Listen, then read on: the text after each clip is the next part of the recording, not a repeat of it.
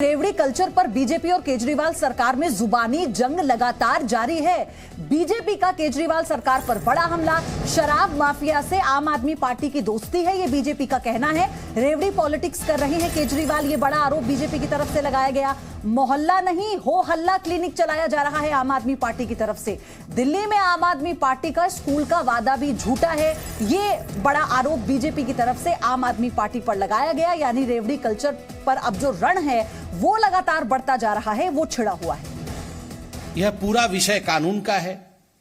कानून से भी आम आदमी पार्टी को संरक्षण नहीं मिलने वाला है, इसलिए फ्रीबी करके इस पर रोज प्रेस कॉन्फ्रेंस करके मोदी जी की सरकार के ऊपर हमला बोल करके कहीं न कहीं मनीष सिसोदिया जी के एंटीसिपेटरी बेल के लिए यह एप्लीकेशन चल रहा है। जब मनीष सिसोदिया पे गाज गिरेगा तो बताएंगे देखो हमने तो अटैक किया था, इसलिए हमें इस प्रकार से भुगतना पड़ रहा है, क्योंकि हमने प्रेस कॉन्फ्रेंस किए थे, इसलिए मनीष सिसोदिया जी के ऊपर ज्यादती हो रही है। इस समय देश के सामने सबसे बड़ा सवाल यह है कि मोदी जी के दोस्तों के 10 लाख करोड़ रुपए के लोन क्यों माफ किए गए, मोदी जी के दोस्तों के 5 लाख करोड़ रुपए के कॉर्पोरेट टैक्स क्यों माफ किए गए।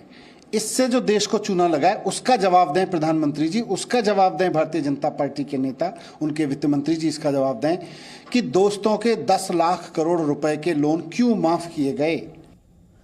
मेरे सहयोगी ब्रह्मप्रकाश दुबे हमारे साथ जुड़ चुके हैं। ब्रह्मप्रकाश, कोर्ट की टिप्पणी के बावजूद भी अब रेवड़ी कल्चर को लेकर जो राजनीति है वो सिर्फ बढ़ती जा रही है, और सबसे बड़ा सवाल यह है कि आम जनता के हित की बात जो कोर्ट ने कही थी उस ओर कोई ध्यान ही नहीं दे रहा।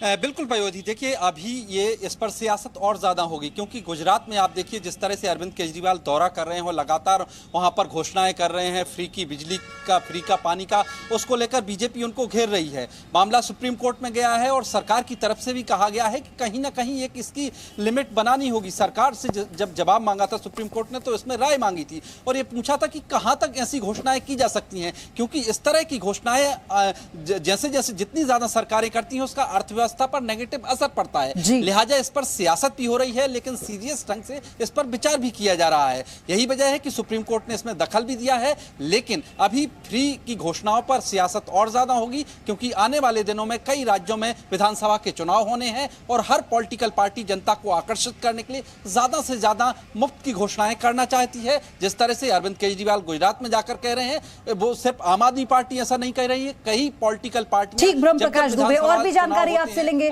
आपका बहुत बहुत धन्यवाद इस सारी जानकारी के लिए।